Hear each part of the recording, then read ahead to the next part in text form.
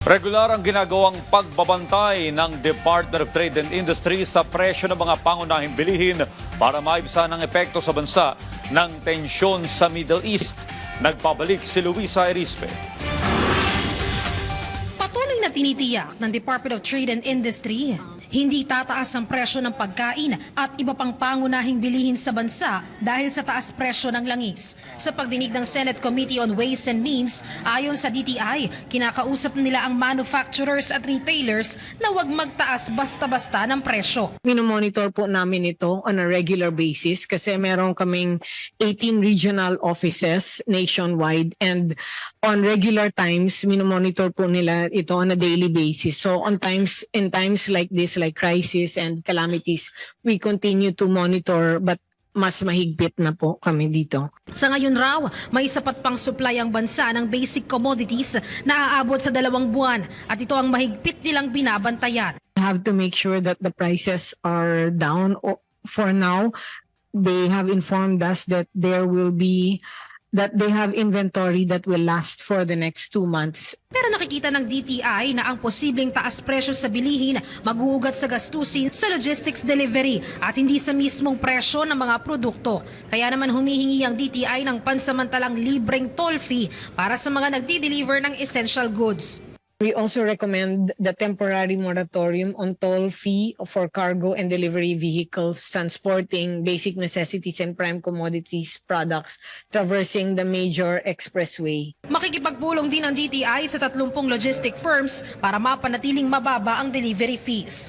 Magmi-meet din po kami this week with the 30 logistics companies where we have an MOU where we work closely with them to make sure that kahit may calamities or may crisis, they keep their prices mababa po.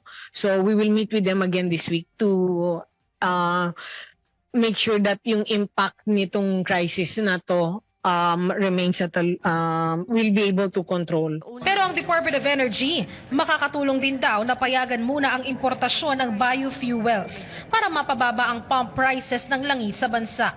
Sa pagdinig naman ng Senate Committee on Energy, ayon kay DOE Secretary Sharon Garin, sa ngayon kasi, sa batas, kailangan muna ubusin ang lokal na supply ng biofuel bago makapag-import.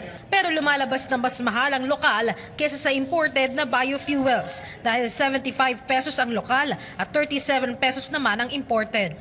The proposal is to allow importation if the price of the domestic is 5% more than the price of fuel, Madam Chair. So may limit naman siya, and we limit it to a certain period para hindi naman siya institutionalized na only on certain circumstances lang. So the proposal is allow it when the price is more than 5% of the pure fuel, pure gas, only to a maximum of 1 year. Hopefully, it will be shorter, Madam Chair. Pero umaalma ang mga magsasaka, lalo na ng tubo dahil sila naman raw ang malulugi. Ayon naman kay Senator Pia Cayetano, kailangan balansehin ang mga industriya. Kahit sa pagsuspinde ng excise tax, nais nilang masiguro na kung may mawawala na 136 billion pesos na revenue, kikita pa rin ang gobyerno.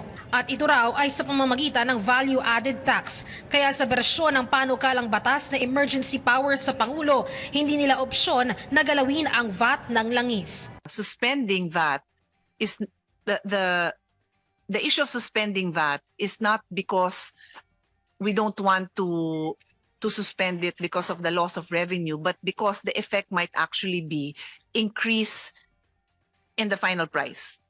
Luisa Erispe para sa Pambansang TV sa Bagong Pilipinas.